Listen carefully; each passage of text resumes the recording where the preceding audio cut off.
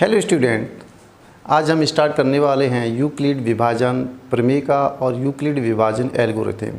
आप आज की वीडियो के अंतर्गत यूक्लिड विभाजन प्रमेय का और यूक्लिड विभाजन एल्गोरिथम दोनों में आप अंतर स्पष्ट करेंगे और आप इनका यूज कहाँ होता है वो भी आप डिटेल से समझेंगे। तो हम पहले यहाँ पर स्टार्ट करते हैं। यूक्लिड विभाजन एल्गोरिथम क्या है, इसे क्या कहते हैं? यूक्लिड विभाजन एल्गोरिथम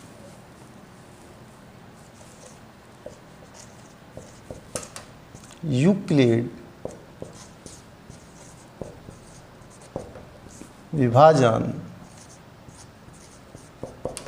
एल्गोरिथम।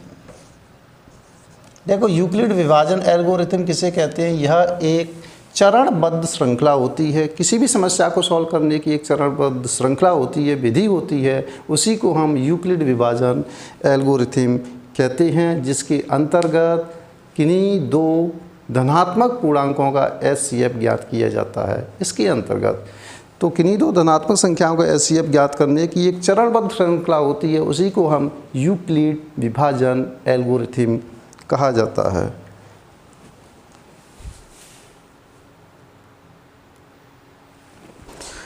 हाँ दोस्तों, मैंने यहाँ पर दोनों डेफिनेशन को यहाँ पर लिख दिया है। यूक्लिड विभाजन एल्गोरिथम, दूसरी है यूक्लिड विभाजन प्रमेय का। दोनों में अंतर स्पष्ट आपको समझना है। यूक्लिड विभाजन एल्गोरिथम क्या है? यह दो धनात्मक पूर्णांकों का एचसीएफ ज्ञात करने की एक चरणबद्ध तकनीक है। चरणबद्ध तकनीक होती है, जैसे आपने कभी देखा होगा कि कोई क्यूब को सॉल्व करता है तो उसमें भी विभिन्न प्रकार की एल्गोरिथमों का प्रयोग किया जाता है। एक चरणबद्ध श्रृंखला के रूप में किसी समस्या को सॉल्व किया जाता है, वही एल्गोरिथम कहलाती है। तो यहाँ पर यूक्लिड विभाजन एल्गोरिथम क्या है? दो धनात्मक पूर्णांक या दो धनात्मक पूर्णांकों का एचसीएफ ज्ञात करने की एक चरणबद्ध तकनीक होती है। यूक्लिड विभाजन प्रमेय का दो धनात्मक पूर्णांक ए और बी है। यहाँ पर इम्पोर्टेंट बात, दो धनात्मक पूर्णांक ए और बी दिए जाने पर दो अद्वितीय पूर्ण संख्याएं Q और R इस प्रकार विद्यमान होती हैं कि A equal to BQ plus R, या R की वैल्यू 0 से बड़ी या इसके इक्वल B से छोटी होती है।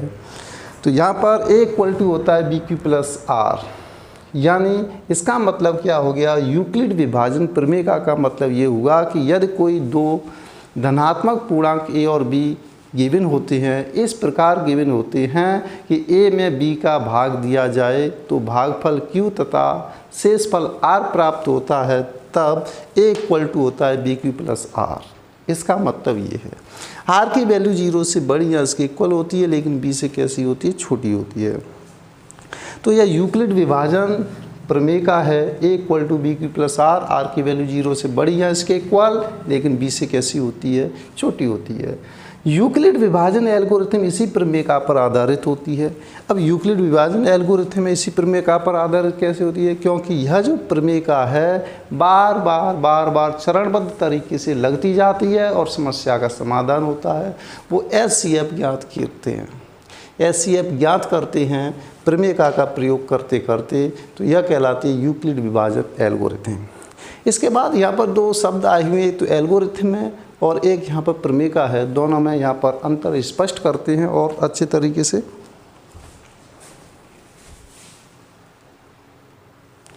यहाँ पर मैंने एल्गोरिथम और प्रमेय का दोनों को डिफाइन किया है, दोनों को परिभाषित किया है। एल्गोरिथम की डेफिनेशन यहाँ पर समझें। यह सुपरिभाषित चरणों की एक श्रृंखला होती है जो एक विशेष प्रकार की समस्या को हल करने की विधि प्रदान करती है।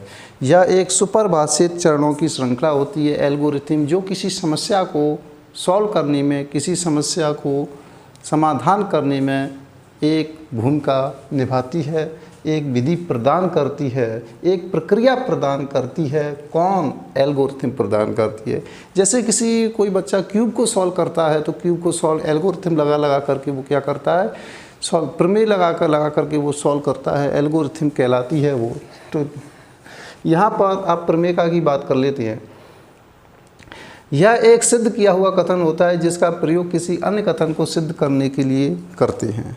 किसी अन्य कथन को सिद्ध करने के लिए छोटी छोटी जिन विधियों का प्रयोग किया जाता है उन विधियों को हम क्या बोलते हैं, प्रमेयिका कहते हैं। वो पहले से ही क्या होती है, वो सिद्ध होती हैं। इसलिए यह एक सिद्ध किया हुआ कथन होता है जिसका प्रयोग किसी अन्य कथन को सिद्ध करने के लिए करते हैं। इसके बाद थोड़ा सा हम इसका प्रमेयिका का दूसरा रूप और देख लेते हैं। अब हम यहाँ पर यूक्लिड विभाजन प्रमेयिका का दूसरा रूप देखते हैं। यूक्लिड विभाजन प्रमेयिका दूसरा रूप। दूसरा कथन कह सकते हैं, निष्कर्ष तो वही है, कोई मतलब नहीं है। यहाँ पर दूसरा रूप क्या है, यदि ए एक धनात्मक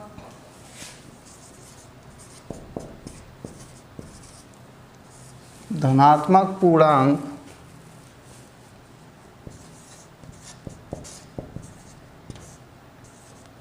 ए को अन्य धनात्मक पूर्णांक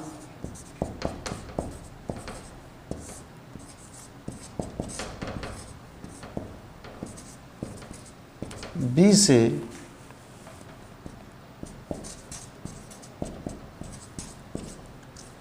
विभाजित करने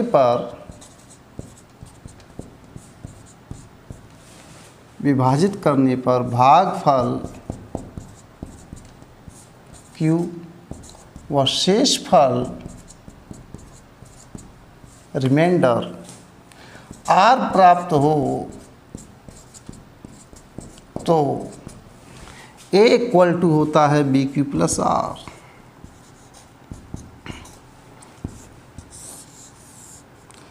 यहाँ Q व R दोनों पूर्ण संख्याएं होती हैं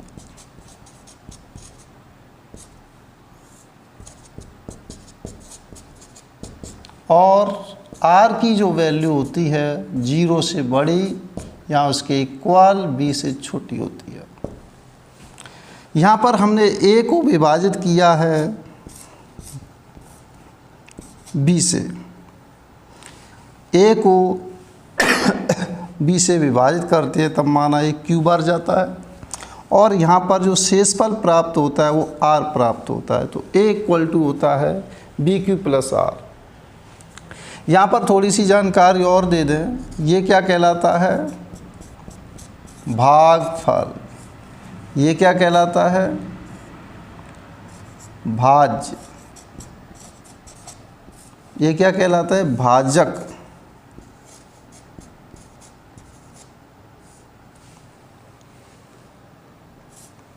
ये कहलाता है शेषफल। ये ध्यान रखना है इसमें। तो भाज्य बराबर होता है भाजक इंटू भागफल प्लस का शेषफल। यहाँ पर ये इम्पोर्टेंट बात है कि Q और R कैसे होते हैं, Q व R दोनों पूर्ण संख्या होती हैं। इसका मतलब ये हो गया कि Q की वैल्यू भी 0 प्राप्त हो सकती है। इम्पोर्टेंट क्वेश्चन यहाँ पर पुटअप होता है, क्या Q की वैल्यू इसमें 0 हो सकती है? यस, Q व R दोनों पूर्ण संख्या होती हैं। कैसी संख्या होती है?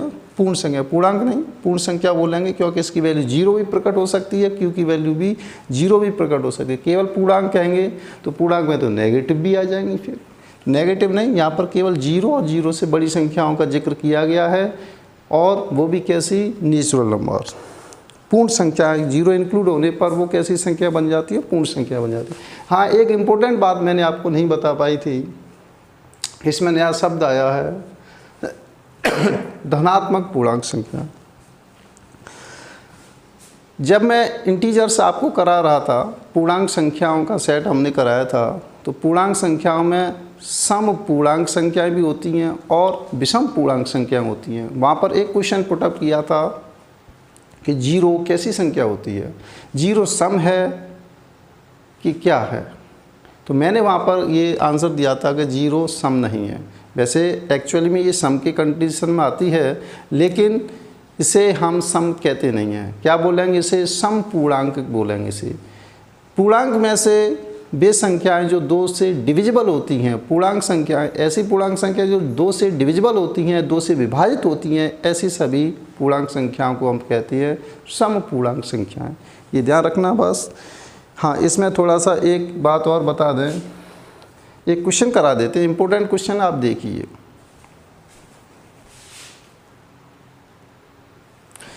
हाँ, इसमें आप एक नोट डाल के लिख लिए, इम्पोर्टेंट है नोट, जिससे आपको इस बात का जानकारी है कि नहीं है ये क्लियर कर लो आप पहले। नोट, Q = 0 तभी होगा जब A < B हो। अर्थात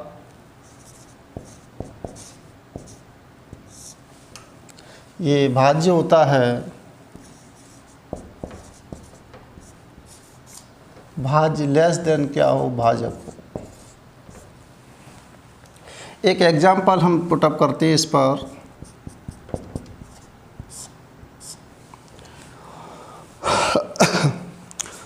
जैसे कोई अंक है आपके पास 1 है, यदि 1 को हम 2 से विभाजित करें, यदि 1 को 2 से विभाजित किया जाए तो भागफल क्या प्राप्त होगा? Important question.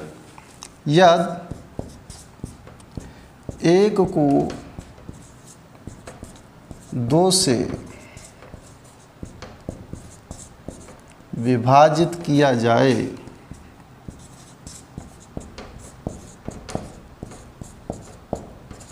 तो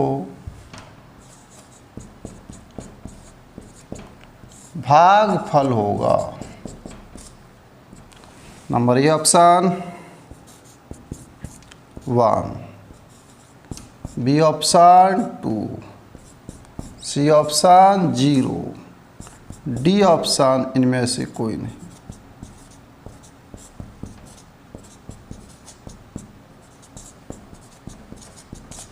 देखो, आपको पढ़ना है तो आप अच्छी तरीके से पढ़िए, कुछ गहरी जानकारी रखिए जिससे दूसरों को भी बताया जा सके। अधिकतर ये जानकारी नहीं होती है, लेकिन आप नॉलेज हासिल कीजिए। यदि 1 को 2 से विभाजित किया जाए तो भागफल क्या होगा? 1, 2, 0 या इनमें से कोई नहीं। तो इसका आंसर क्या होगा? सी। देखो यहाँ पर डेफिनेशन से ही Q = 0 तभी होगा जब A का मान B से कैसा हो? छोटा हो। 1 को 2 से विभाजित कर रहे हैं, 2 का भाग किस में लगा रहे हैं? 2 का भाग हम यहाँ पर 1 में लगा रहे हैं। अब ये 1 है, इससे कैसा है? छोटा। 2 × 2 होता है, बड़ा है। तो बड़ा है तो इसका मतलब भागफल क्या आएगा? 0 आएगा। 0 आएगा तो 0 का आप इसमें गुणा कीजिए तो 0 आएगा, फिर इसको आप घटाएंगे तो क्या आएगा? 1 ही आएगा। अब इसे हम चेक करते हैं कि भाज्य बराबर होता है भाजक × भागफल प्लस का शेषफल। तो ये इक्वल टू आएगा, हमारा जो फॉर्मूला होता है A = होता है BQ + R। विभाजन एल्गोरिथम प्रमेय से A की वैल्यू यहाँ पर क्या है? 1, B की वैल्यू क्या है? 2, Q की वैल्यू क्या है? 0 और R की वैल्यू यहाँ पर क्या है? 1। तो ये देखो सेटिस्फाई हो रहा है क्या? यस, सेटिस्फाई हो गया। ये तो सत्य है, दिस इज ट्रू। तो इसका मतलब यहाँ पर जो भागफल है, भागफल क्या प्राप्त हुआ है? यहाँ पर 0 प्राप्त हुआ है। इम्पोर्टेंट क्वेश्चन है ये भी। जो A = BQ + R होती है उसमें सभी जानकारी होनी चाहिए। उसमें A क्या है, B क्या है, Q और R क्या होते हैं। तो आपको मालूम पड़ गया A = BQ + R होती है, उसमें A और B दोनों धनात्मक पूर्णांक होते हैं। धनात्मक पूर्णांक का मतलब होता है उसमें 0 इंक्लूड नहीं होता है। दूसरी बात, Q और R क्या होती है? Q और R दोनों पूर्ण संख्या होती हैं। तो इसके बाद हम एक्सरसाइज स्टार्ट करेंगे। Thank you for watching.